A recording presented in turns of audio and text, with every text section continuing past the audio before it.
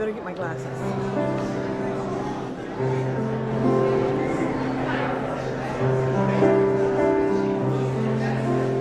Come on, who's up to...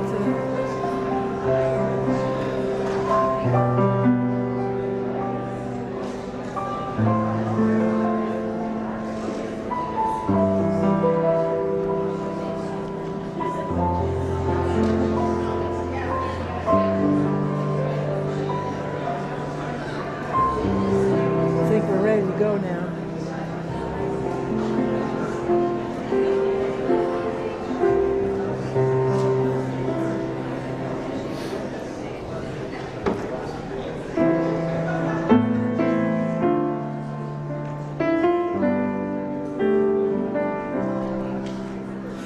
Spirit of life, come unto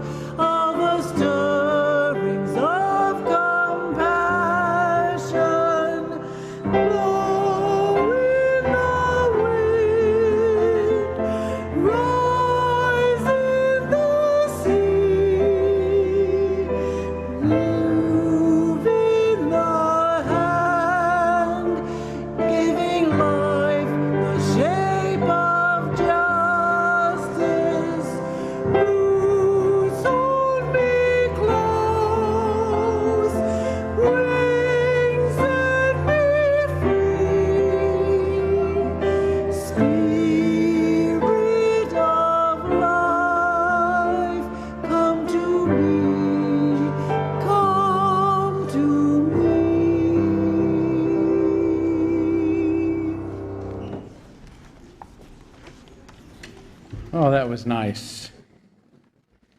Good morning, and welcome to the Unitarian Universalist Church of Spokane, where our mission is to join together to create a nourishing, liberal religious home and to champion justice, diversity, and environmental stewardship in our wider world. Or in short, to create community, find meaning, and work for justice. Great to see all of you this morning. I want to begin as usual by embracing all that you bring with you to this place, all of your unique beliefs, your background, your lifestyle, your experiences, your differences, all that help make you who you are is welcome here this morning. And this includes, of course, those who hear me say this each Sunday. Heartfelt, never by rote, as well as those who might be hearing it for the first time today, you're equally as welcomed. And of course, it includes those of you who are streaming with us. We're also so glad to know that you're with us today, too. So welcome to one and all. Before we take a few moments to greet one another, just a couple of quick announcements. The first one is to let you know there's a typo in the focus. The Parents' Night Out is August 10th, not February 10th. Good to know, right? We like to give advanced warning, but not that much, so. Okay, and then for those who haven't heard, the Unitarian Universalist Association's General Assembly, which is the big national meeting we have in different parts of the country every year in June, is going to be here in 2019. in Spokane. Yeah, isn't that great? So amongst the honor of having it here and the time we'll enjoy being with Unitarian Universalists from all over the country, it is also a fundraising opportunity for those host congregations. We've actually budgeted about $25,000 in income towards our budget this year. Part of that, a large part of that, is going to come from sharing our homes with Unitarian Universalists who are looking for an alternative to a hotel to stay. So I'm hoping that if you're interested in offering your place as kind of a UU Airbnb for about 5 days next June, that you will sign up. There is going to be a table in the back. Jean Larson, there's Jean, welcome back from Alaska. Put you right to work. And Sir, it's right there, are going to have a table in the back to talk more about the opportunities, but also about getting some folks to sign up for this. The sooner the better, because we already have folks from around the nation looking for places to stay, and if we don't have the infrastructure yet, we might lose out on that opportunity. So please see them. We're also doing a little bit of fundraising to help with scholarships for those who might want to attend but can't afford the registration fee. I think it's about $300 these days to $400. Wow, it's about $400 to register. So the more donations we get, the more folks we can help to attend that too. So please visit the GA table in the back for more answers to your questions. Thank you all in advance. Please do take a few moments to greet one another. As always, I hope you'll say hi to those that you know and love and look forward to talking to each Sunday. Make some new friends today if possible, and if you are joining us for the first time or more recently, please don't be shy. We don't bite, and we're glad you're here.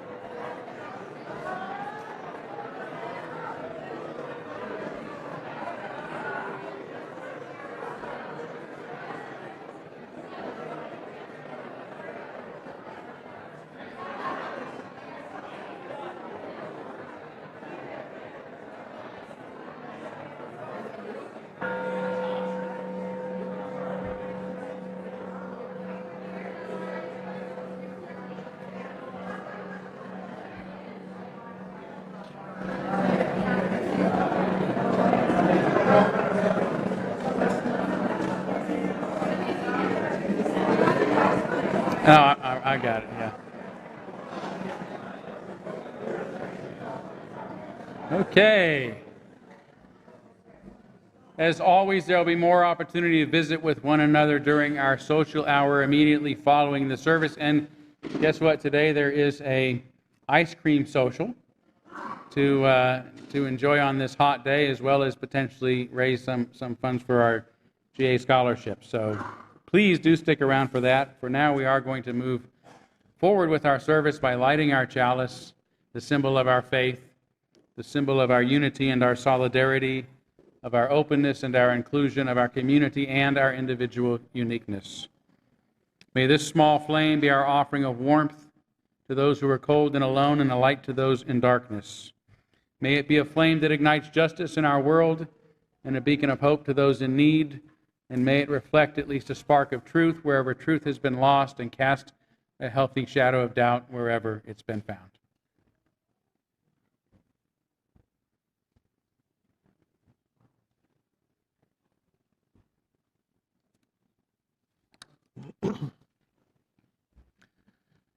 Our opening reflection this morning comes from Tenzin Gyatso, the 14th Dalai Lama. We can reject everything else, religion, ideology, all received wisdom, but we cannot escape the necessity of love and compassion. This, then, is my true religion, my simple faith. In this sense, there is no need for temple or church, for mosque or synagogue, no need for complicated philosophy, doctrine, or dogma. Our own heart, our own mind is the temple. The doctrine is compassion. Love for others and respect for their rights and dignity, no matter who or what they are, ultimately these are all we need. So long as we practice these in our daily lives, then no matter if we are learned or unlearned, whether we believe in Buddha or God or follow some other religion or none at all, as long as we have compassion for others and conduct ourselves with restraint out of a sense of responsibility, there is no doubt that we will be happy.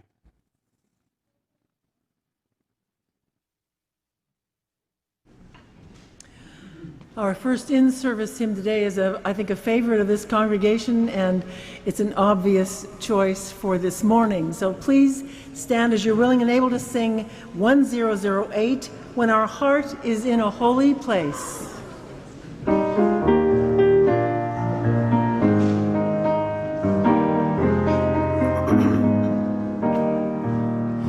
When our heart is in a holy place, when our heart is in a holy place, we are blessed with love and amazing grace. When our heart is in a holy place, when we trust the wisdom in each of us, every color, every creed and kind, and we see our faces in each other's eyes, then our heart is in a holy place. When our heart is in a holy place, when our heart is in a holy place, we are blessed with love and amazing grace. When our heart is in a holy place, when we tell our stories from deep inside, and we listen with a love in mind, and we hear our voices in each other's words, then our heart is in a holy place. When our heart is in a holy place, when our heart is in a holy place, we are blessed with love and amazing grace. When our heart is in a holy place, when we share the silence of sacred space, and the God of our heart stirs within, and we feel the power of each other's faith, then our heart is in a holy place. When our heart is in a holy place, when our heart is in a holy place, we are blessed with love and amazing grace. When our heart is in a holy place, when our heart is in a holy place.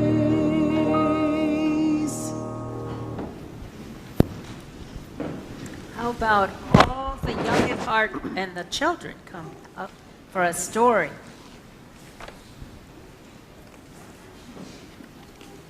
Oh, good. Oh. Hello. Oh, I like your sparkly shoes. Oh, those are fun. The story I'm going to read today is called Shelter by a French author, Celine Claire. Shelter, what does that mean, shelter? It means like a home. Say it louder. It means like a house. A house? What else could a shelter be? Yeah? Like something safe that you could live in. A place that's safe? All right. It is the morning, and as the day stirs, the animals too. You can see all the different places that they live. Some in burrows, some in trees, some underground. Some rise slowly, some gently, while others go leaping out of bed. How do you get out of bed in the morning? Do you come slowly? Do you leap out? What do you think?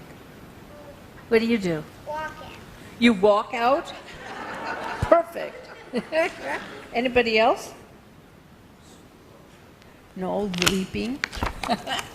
Over breakfast, everyone catches up on the latest news. A bird flies from birdhouse to burrow to den and says, "A storm is coming, a storm is coming, spread the word." Then there is no time for panic. Together the animals all set together, gathering wood, squirreling away food. They must be prepared. If a storm is coming, would you prepare? How would you prepare? I would prepare by getting food before everything sells out. Oh, did you hear that? They'd get food before everything sells out. At last, everything is ready and everyone braces for the storm. The wind begins to pick up. But all is well. The animals are safe and sound in their houses. What if others are outside, says Little Fox, looking out the front window. And then, in the distance, two figures emerge from the fog. Who do you think they are? The wind howls around them. Who do you think they are? Fox and bear. Maybe a fox? Who else could think somebody would be coming? Can you see? A bear. A bear. You're right. A big bear and a little bear. Everyone watches them from the windows and wonders, who are those strangers? What are they doing there? What do they want? If you were a stranger in a storm, what would you want? What you think? Say it louder. I would want to live in another place. You'd want to stay in your own place? Wow. Okay, let's see what happens. Soon they come knocking. Can you knock with me? Knock, knock, knock, knock. The wind is cold. In exchange for some tea, could we warm ourselves by your fire? And the animals say, our fire's out. Try next door. Is there fire out? Yeah. Is the fire out? Look. No. They just don't want them to come inside. They just don't want them to come inside? You got it. They go next door. Our bellies are empty. In exchange for some tea, could we have a few cookies for dipping? Oh, we have no food. Try next door. What happens if they run out of next doors? They go next door and look, they're knocking on the den of the foxes. Knock, knock, knock. The night is dark. In exchange for some tea, could we have some comfort from the light of your hearth? Oh, our den is small and crowded. Try next door. Uh-oh. But next door, there's only a hill. No more houses. That's all right, says Big Brother. Maybe the hill will be more welcoming. What do you think? Really? Wow, that's pretty good. On the hill the night grows colder, so cold that the wind turns white. Why would it turn white? No. It's snowing, you're right. Big brother holds out his hand. Little brother sticks out his tongue. Can you stick out your tongue? Would it be fun to catch a snowflake on your tongue? That's what little brother does. Soon the ground is blanketed in soft white snow. Big brother and little brother look at each other and smile. Why are they smiling? Dad is killed. Oh, really? Wow. They smile because they will be just fine.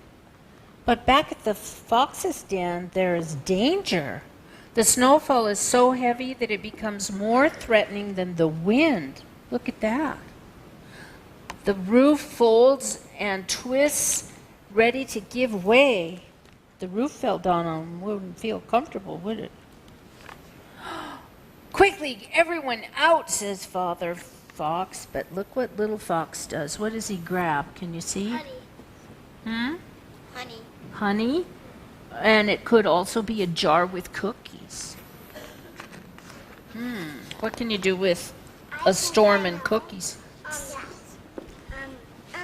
What? I think it's cookies and honey. Cookies and honey. That would be delicious. All right. What will they do now? Look, they're standing out in the snow and it's cold and the wind is blowing. It's so cold, Mother Fox says. It's dark, says Father Fox. Look, says Little Fox. I see a light. Now, I forgot to tell you that Little Fox goes out in the storm and gives a light, a lantern, to the bears. So now they have a place to go. As the foxes approach, the scent of ginger and cinnamon fill the air. Closing their eyes and taking deep breaths, they follow their noses. Finally, they reach the light that Little Fox had given the bears. And Little Bear goes forward. The wind is still blowing and the snow is still falling. And he shouts, "The wind is cold and the night is dark. In exchange for some cookies, would you share your shelter with us?" What are the bears going to say now? They were turned away, weren't they? What do you think they'll say? Yes. Yes? All right, let's see. The lantern light is welcoming. Our den is small and crowded, and we have nothing to eat, says Big Brother. But our tea will warm you better than any fire, and with your cookies for dipping, it will be delicious. Come in, come in. And that is how two strangers came to share their humble shelter on a stormy winter's night when even the moon could not be seen. Wow. What do you think? Shall we sing them out? Yeah. Yeah. That's good. We're going to sing you out. Ivy, do you want to come?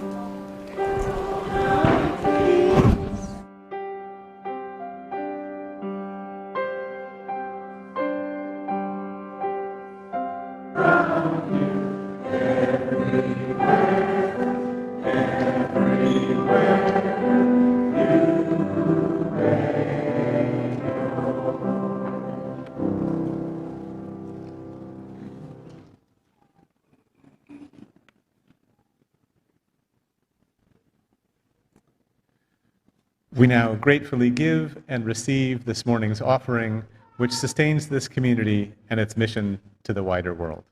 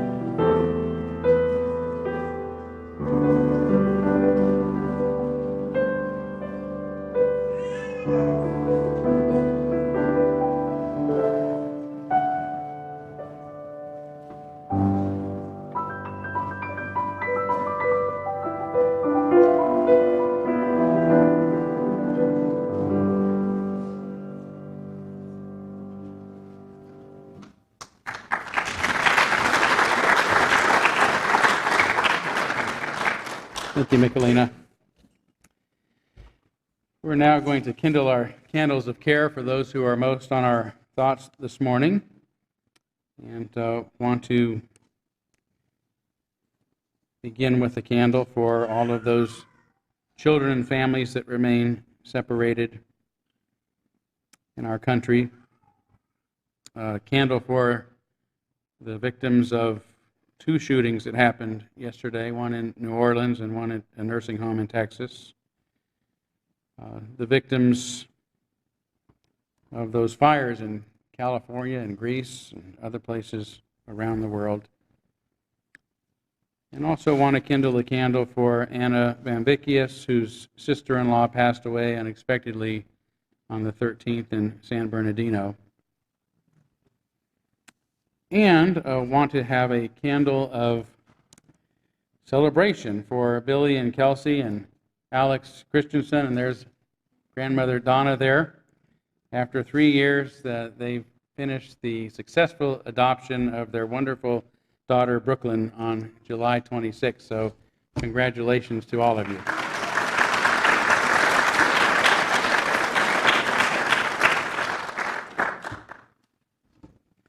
Let's take a moment of silence now on behalf of others you might be thinking of this morning, and as always, you're welcome to name them aloud if you'd like.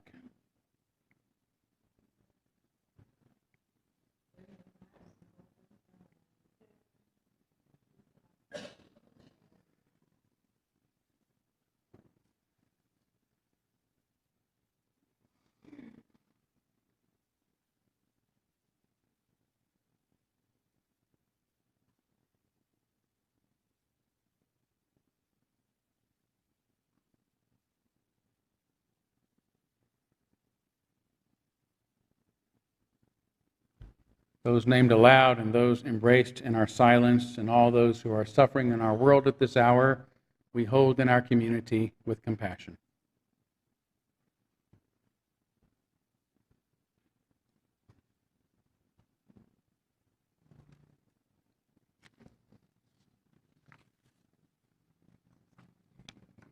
This is the time in our service where we take a few moments for quiet meditation. So I invite you to make yourself comfortable as you wish. Close your eyes if you'd like. Take a breath. The words to take us into meditation this morning are from the late UU minister, Reverend Martha L. Munson, and they're built around a line from the poet Wendell Berry, which some of you may recognize. In this time of meditation, may you rest in the grace of the world and be free. In weakness, may you sense the strength of the eternal hills and rest in the grace of the world. In failure, may you be upheld like the buoyancy of water and rest in the grace of the world. In insecurity, may you feel the solid earth beneath your feet and rest in the grace of the world.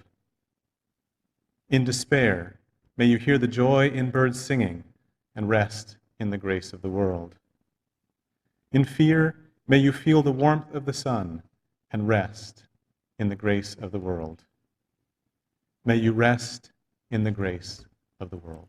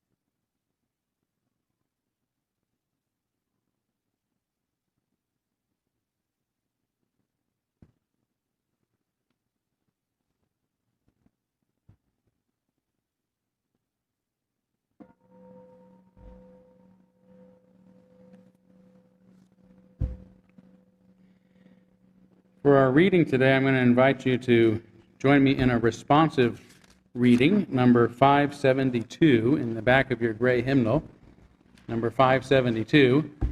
If you don't quite have enough hymnals in your row, please share with a neighbor. Appreciate that. This is a very short reading, so I will begin and ask the entire congregation to be our respondents this morning. So again, number 572. How shall I enter the Eternal's presence?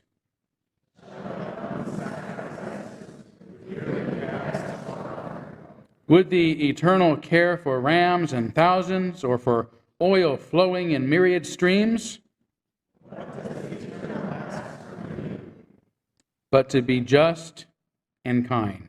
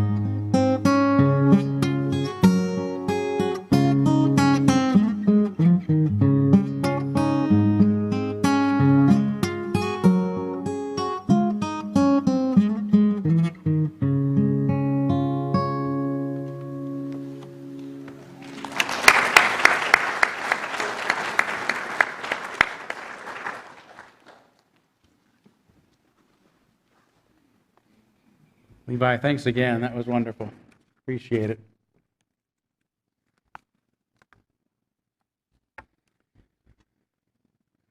So I'm going to begin this morning with a disjunctive statement. That means an either-or statement, which is at the heart of this Measure of All Things series that we've been exploring for the past couple of months. That statement is, either our institutions exist to protect society from individual authenticity and expression, or they exist to foster human freedom, growth, and welfare. As a disjunctive, we can't have it both ways. Either society's purpose is the suppression of humanity or its fulfillment. This is why I began this series by contrasting what Freud realized, that, in his words, civilization has to be defended against the individual, and its regulations, institutions, and commands are directed to that task. With his protege, Erich Fromm's vision of social institutions with the sole criterion of fostering human welfare and individual fulfillment in a world in which, he says, the unfolding and growth of every person is the aim of all our social and political activities. This is the disjunct, the choice before us. Either our society is fascist or free.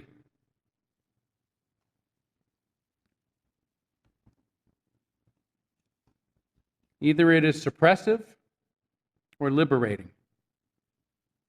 Either it is harmful or helpful. Either it is authoritarian or humanitarian. Either our regulations, institutions, and commands are directed to the task of defending society against the individual, or their sole criterion is human welfare, the unfolding and growth of every person. So far, we've considered what our regulations, institutions, and laws regarding education, criminal justice, journalism, economics, and the environment already look like through the lens of anti-individual, anti-human perspectives, and have imagined what they might look like through a humanistic lens, the lens of putting the welfare of people first. Today I want to consider one of the most ubiquitous and powerful of all our institutions, religion.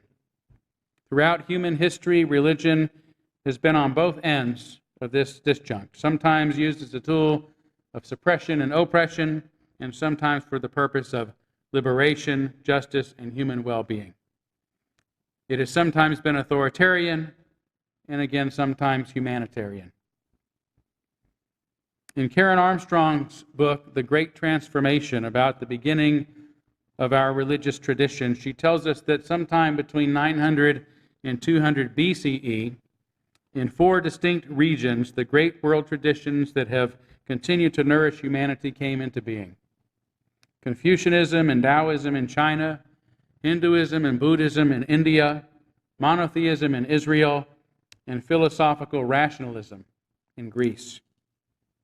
She calls rabbinic Judaism, Christianity, and Islam latter-day flowerings of this original axial age. All of these, she further mentions, originally emerged in response to social injustices and oppression. Nowadays, especially in the West, religion is most associated with theology, with what one believes about God. But in their beginning, what mattered most was not what you believed, Armstrong says, but how you behaved. In their beginnings, they weren't about saving individual souls, but about making things better for everyone. They weren't about converting minds, but about transforming society. They weren't about fearing God, but about respecting all people. In one of his parables, Jesus is reported to have said, "The king will reply, 'Whatever you did for one of the least of these brothers and sisters of mine, you did for me.'" At the time, such a king would have been almost unimaginable. One in such an exalted position who considered himself equal to his subjects. Jesus and his followers lived under Roman tyranny, which their own provincial leaders were usually a part of. But as with most of his parables, he shocked his audiences by envisioning or asking them to envision with him what must have seemed like an impossible joke at the time: a king with a heart. A humanitarian rather than authoritarian leader, and by extension, a government and a society that treats all as equal. We see this attitude, this vision, this power to dream the impossible dream expressed in other religions too. Hinduism, for example, in the Bhagavad Gita says, "I look upon all creatures equally. None are less dear to me and none more dear."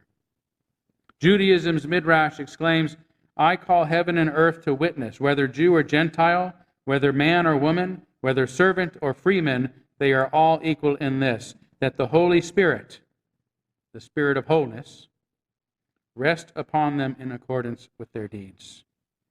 Christianity says similarly, there is neither Jew nor Greek, no ethnic differences.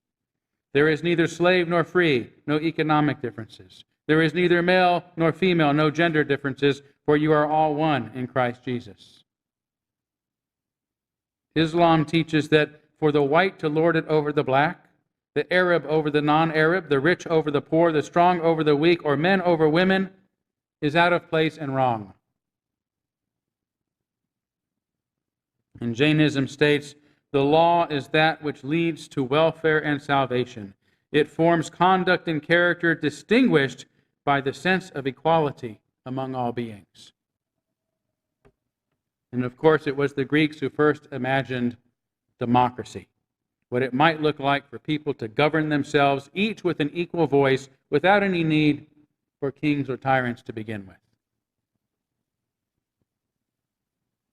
But if this is so, if this is the reason that all religions began, why after 3,000 years have they accomplished so little, and sometimes even made things worse? Let's take Christianity as a case study. The very least that we can consider true about the historical Jesus, the real person that the fictional Christ of faith is based upon, is that he was radically inclusive, accepting and associating with people that his society considered unclean and unworthy, the oppressed, the lower classes. If there is any truth to the earliest gospel accounts, Jesus may even have been among the oppressed class himself.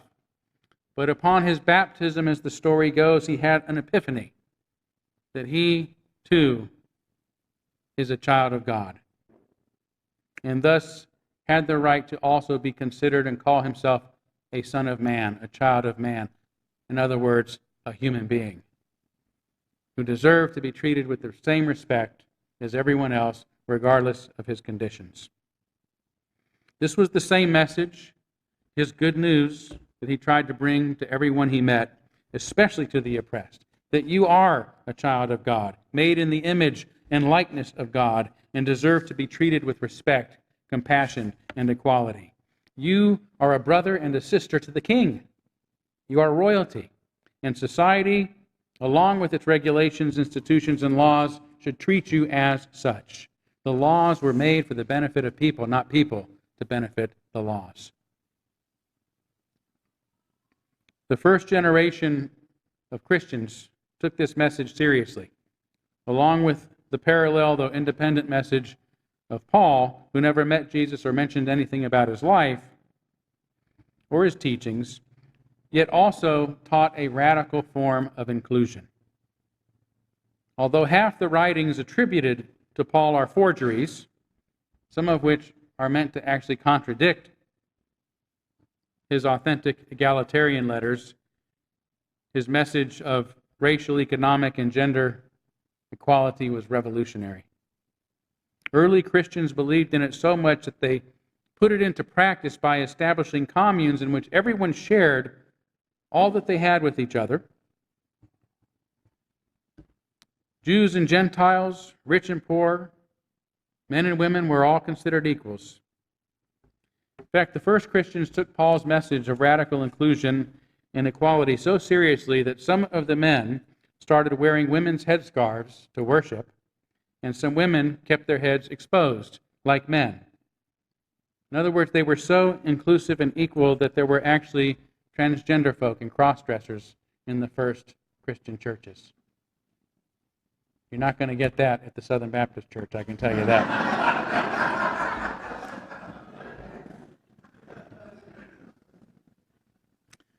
Some, however, disapproved of Paul's extreme openness, countering his authentic words, "All things are lawful for you," with "Every man who prays or prophesies with his head covered dishonors his head, and every woman who prays or prophesies with her head uncovered dishonors her head."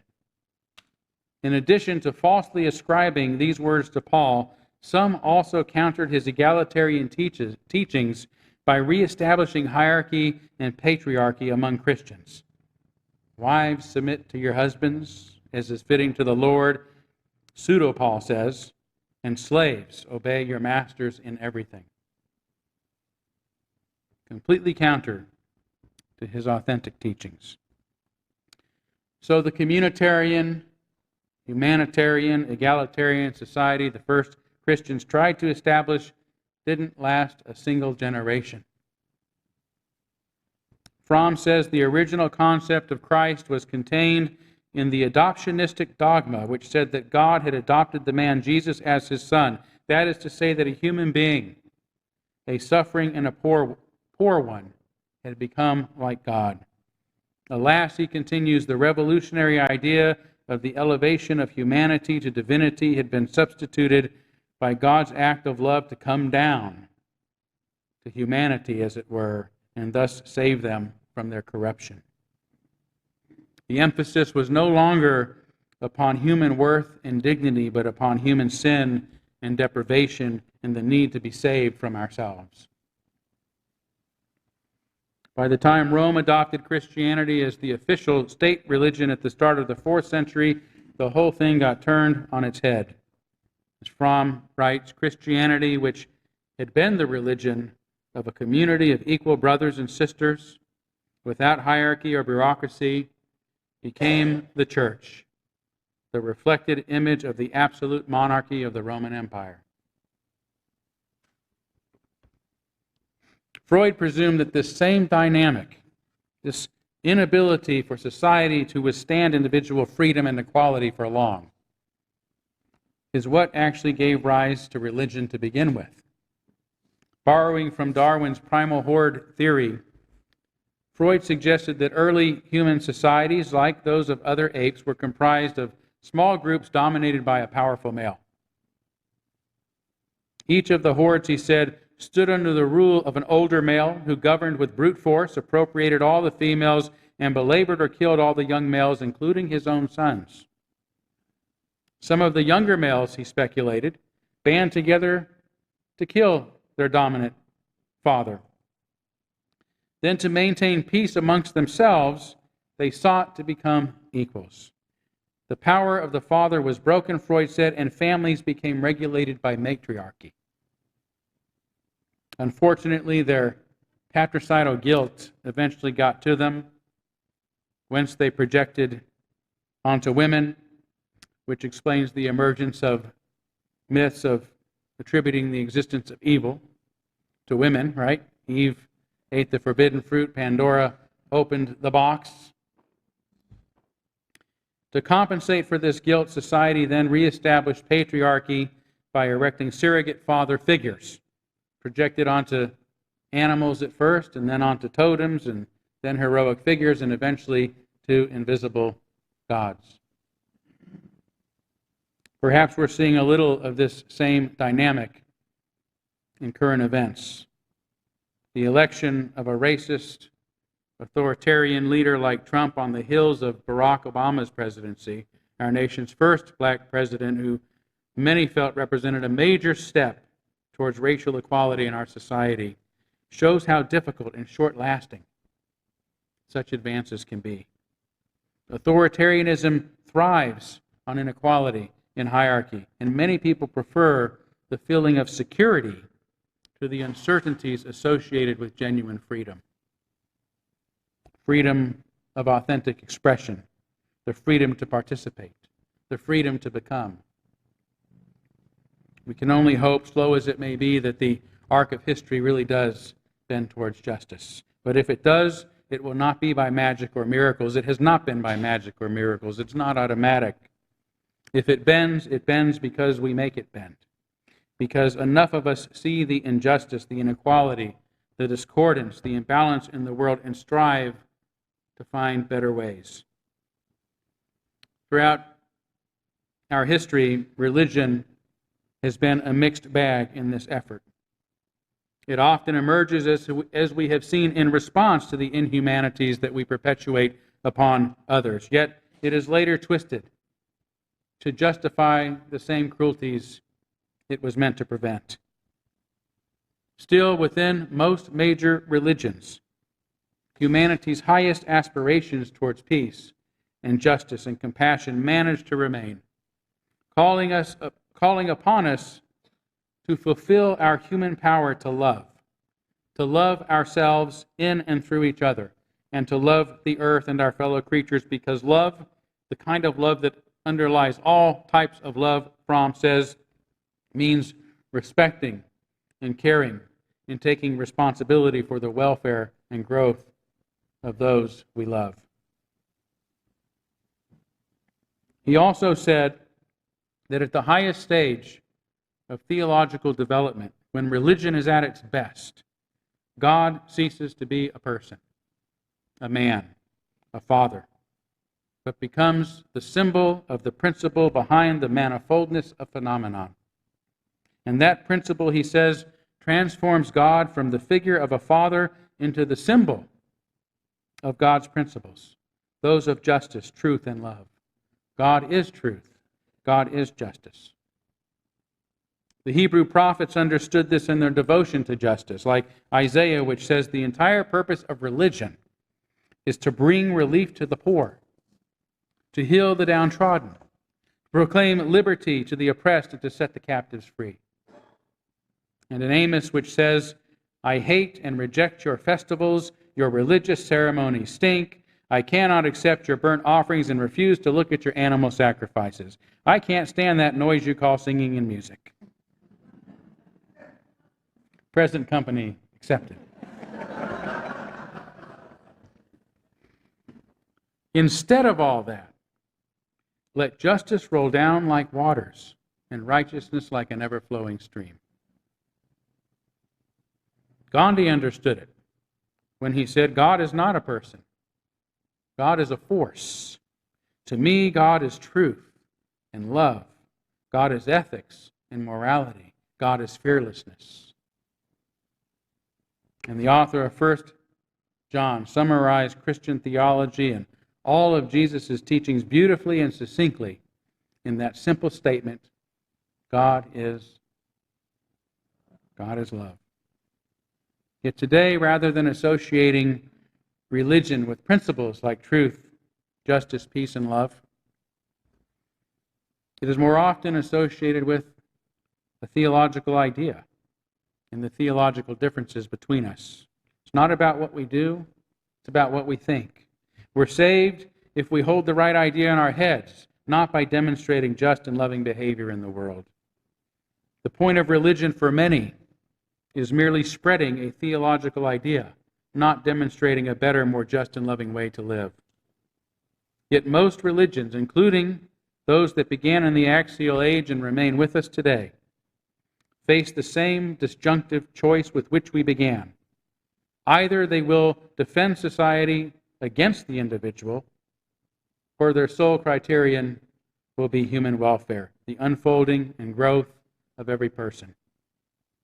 By their fruits ye shall know them, Fromm says. If religious teachings contribute to the growth, strength, freedom, and happiness of their believers, we see the fruits of love. If they contribute to the restrictions of human potentialities, to unhappiness and lack of productivity, they cannot be born of love, regardless of what dogma intends to convey. Some religions, like Judaism, Christianity, and Islam, are theistic, meaning that they put much emphasis upon their ideas of God, while others, like Buddhism and Taoism and Hinduism and religious humanism, are non-theistic, meaning they have less emphasis upon theology. Although Erich Fromm, like other mystics, felt, as the Kabbalah says, every definition of God is heresy, and said during our theological development that there should come a time when one does not pray for anything, does not expect anything from God, does not speak about God, nor even mention God's name, making the humanistic choice does not require anyone to abandon their belief in God, nor to maintain it. For whatever one's religion, the humanistic choice is not about theology, but the way one looks at one's neighbor or talks to a child, Fromm says, the way one eats, walks, or shakes hands, or the way in which one group behaves toward minorities is more expressive of faith and love than any stated belief. Or as the Nobel Prize-winning Catholic priest Abbé Pierre, who was part of the resistance in World War II and devoted his life to helping the poor, the oppressed, and refugees, said, "What matters today is not the difference between believers and believers, but between those who care and those who don't care." That's the choice before us today. the choice that has always been before us, the choice between religions that care and that don't care about human well-being, happiness, and growth. One's theology doesn't matter, so long as whatever one believes, whatever one's religion, it leaves nobody out, believers or non-believers, because it recognizes that we are all brothers and sisters upon this earth, and therefore should all be respected, included, and free. Thank you.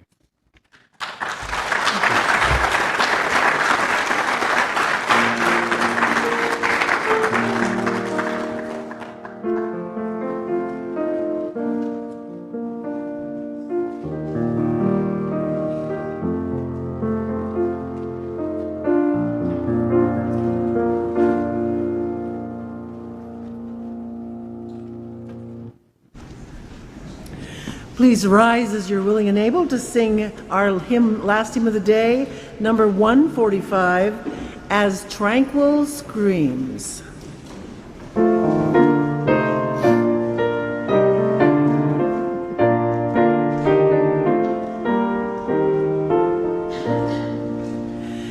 As tranquil streams that meet and merge and flow as one to seek the sea, our kindred hearts and minds unite to build a church that shall be free, free from the bonds that bind the mind to narrow thought and lifeless greed, free from a social code that fails to serve the cause of human need, a freedom that reveres the past but trusts the dawning future more, and bids the soul in search of truth adventure boldly and explore. Prophetic church, the future waits your liberating ministry. Go forward in the power of love, proclaim the truth that makes us free.